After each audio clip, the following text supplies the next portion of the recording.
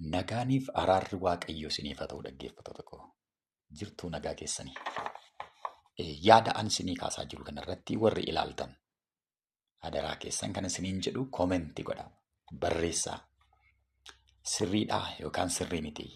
Kan itti dabalamuu qabaa irrachuu qaba kan jettan yaadatti laataa deemaa horii ilaaltan jechuudha. Namoota warra kaanillee nagaa sheer godhaati. Waa'ee faarfannaa duriifammaa haasa'an jira. Faarfannaa keenya duriifammaa baay'ee garaagarummaa waan qabuuf naquuqee jennaanin waa'ee isaa haasa'a. Kanaaf guyyaa har'aa kutaa shanaffaadha kanan kaasu. Kutaa shanaffaa irratti meeshaa faarfannaa duriifammaan kaasa. Faarfannaan keenya meeshaadhaa wajjin deema waan ta'eef har'a waa'ee meeshaa faarfannaa duriif ammaa ilaalla. Akkuma isin beektan meeshaan faarfannaa keenya durii kan yeroo ijoollummaa keenyatti guddanne haa ta'u baay'een keessan kan beektan har'a garuu kan hin beekne dhaloonni ammaa kan isin hin beekne jira. Meeshaan faarfannaa durii baadiyyaas magaalaas yeroo deemtan kiraara. Kiraara, masiinqoo, baganaa yookaan immoo dibbee sibiila walitti rukutamu akkasumas malakata ululleetu jira waldaa kiristaanaa keessa jechuudha. Egaa faarfattoonni durii gaafa isaan jalqaban kiraaraaf masiinqoodhaan dibbeedhaan jalqabu dura. Har'a immoo yeroo laaltan meeshaan faarfannaa baadiyyaa keessa jiru, magaalaa keessa jiru, eessayyuu yoo laaltan kiiboordiidha. Waa'ee warra kanaa haasa'uun barbaada. Humna faarfannaa keessatti ga'ee guddaa waan qabaniif. Mee macaafa qulqulluu keenya keessaatii Daawit isa duraa Saamu'eel boqonnaa 16 keessa yoo laaltan Daawit yeroo inni kiraara rukutuu Hafuurri hamaan Saa'oliin dhiisee deema jedha. Hafuurri hamaan Saa'olirraa sokka yeroo Daawit kiraara rukutatu. Kiraara rukutee gaafa inni faarfachuu jalqabu hafuura hamaa isaa Saa'oliin dhiphisutu isarraa baqata. Kiraarri meeshaa Waaqayyoo ittiin seexana ari'aa turan jechuudha. Meeshaa seexana ari'atudha. Kiraarri. Akkasumas mootota isa lammaffaa keessatti boqonnaa 3 Elsaayi gaafa mootoleen sadan Elsaayi waammatan akka jedhe nama kiraara naa rukutu naa fidaa jedhe Elsaayi. Gaafa gurbaan tokko kiraara rukutuudha. Humni Waaqayyoo, hafuurri Waaqayyoo Elsaayi dhufee jedha. Argitanii? Hafuurri Waaqayyoo Elsaayi dhufee gaafa kiraara rukutamu. Gaafa kiraara rukutamu hafuurri dhufa. Humni dhufa. Humna raajummaa dhufe. Samiitu baname. Yennaa Elsaayi edda samiin banameeti. Homaa duumessan argitan. Garuu boolla kana gadi fageessaa qotaa. Boolli kun bishaaniin hin guutaa jedhe.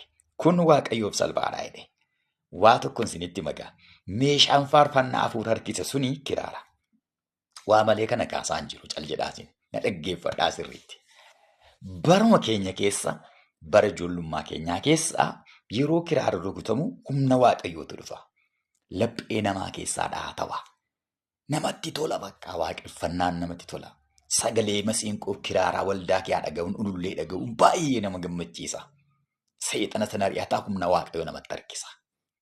Argitanii? Meeshaan wangeela keessa jiru warra kanadha. Warra nama jedhe kanadha. Mee waldaa keessan ilaalaa jaarsolii waldaa, wangeelaawwanni, paasteroonni, faarfattoonni, amantoonni galgalaa mee waldaa keessa ilaalaa. Meeshaan amma isiniin jedhaa jiru kun waldaa keessan jiran har'a. Har'a waldaa keessan jiran. Baadiyyaa gadi fagoo keessaa namni kiraara baatee deemu hin jiru badaarra. Nama muraasa argina. Nama masiinqoo baatu, nama kiraara baatu. Nama dibbeen faarfatu amma hin jiru baay'eessa. Godaanee ba'e bakka waldaa keessaa ba'e. Harree waldaa kee gadi baafne. Meeshaa Waaqayyo beeku, meeshaa wangeelli beeku waldaadhaa baasne. Meeshaan kun gaafa waldaadhaa ba'u humnatu duukaa ba'e. Humna duukaa gadi baafne jechuudha. Harree humna Waaqayyoo gadi baafne. Meeshaa wangeelaati waan ta'eef. Meeshaa tiksii wangeelaa qabutu gadi ba'e waldaa kee. Humni Waaqayyoo duukaa gadi ba'ee natti fakkaata naan. Natti fakkaata. Kiiboordiin dhufe. Baay'ee gaariidha kiiboordiin. Baay'ee xuruudha kiiboordiin. Gaagataansa, iyyisa, wacisa baay'ee xuru. Nu dammaqsa, nu sochoosa eeyyee. Waldaa keenya bulluqseera. Garuu yeroo meeshaan kun rukutamu hafuurri waaqayyo namaa dhufaa. Meeshichi gaafa rukutamu amma dhuguma hafuurri waaqayyoo nu keessaa sirbaa akka duri. Humni waaqayyoo namarran buufataa akka duri. Moo simmeetii sirbaa kaasa nama keessaa. Moo nama urgufee nama dafqisiisuufidha. Meeshaan faarfannaa. Kiiboordii nan jaalladha. Aniyyuu kiiboordii nan taphadhan ture. Kiraaras, masiinqoo, gitaara hunduma isaayyuu. Garuu meeshaan faarfannaa wangeelli beeku waldaan jiru har'a. Kiiboordiin ari'ee gadi yaase hunduma ishee. Meeshaa keenya gadi yaase. Meeshaa faarfannaa gadi yaase. Amma meeshaan sun hundi isaanii bakkee jiru bakka. Mana waldaan jira namni. Ari'ee baaseen kiiboordii. Muka barzaafii jedhamu beektu. Muka barzaafiin namoonni tokko tokko bara Haayile Sillaasee jedhu warri kaan immoo bara Minilik jedhu kan isheen Itoophiyaa dhufte. Baargamaa dhufte kanaaf baargamoo jedhu. Amma mootiin biyya kanaa Haayile Sillaasee jennu dhaqeetu muka barzaafii kana fidee dhufe.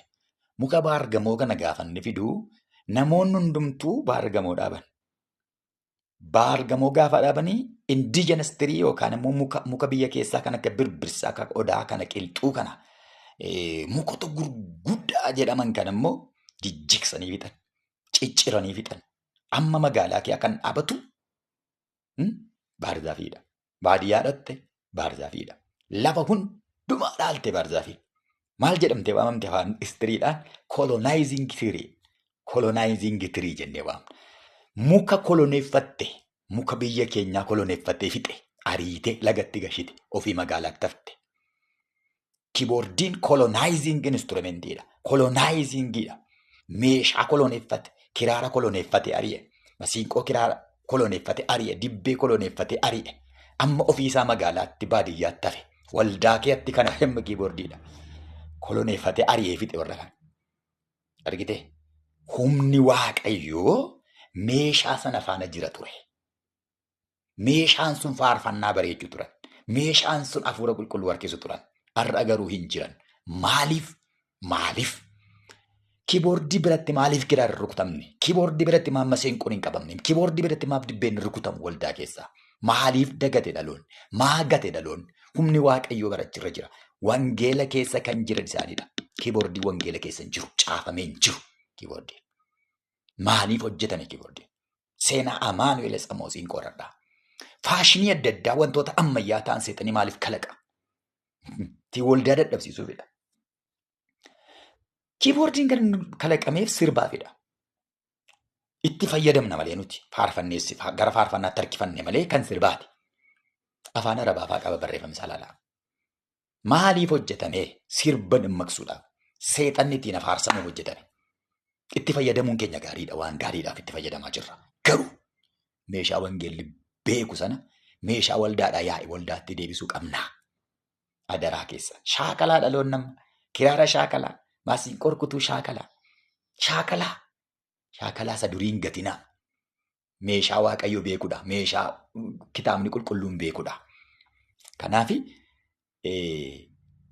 faarfannaa keenya ammaa keessaa humna kan fudhate meeshaa faarfannaa keenya sana dhabuu keenya dhadhee yaada.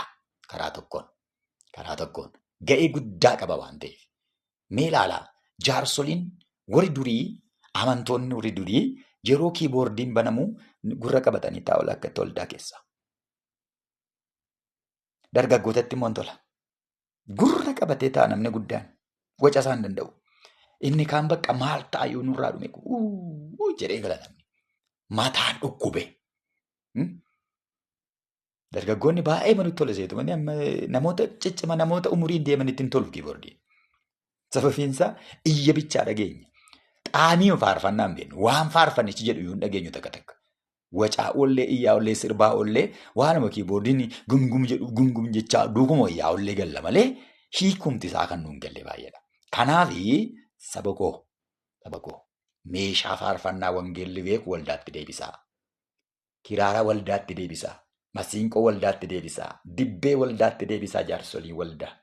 Geggeessitoonni waldaa paasteroonni wangeelaawwanni deebisaa.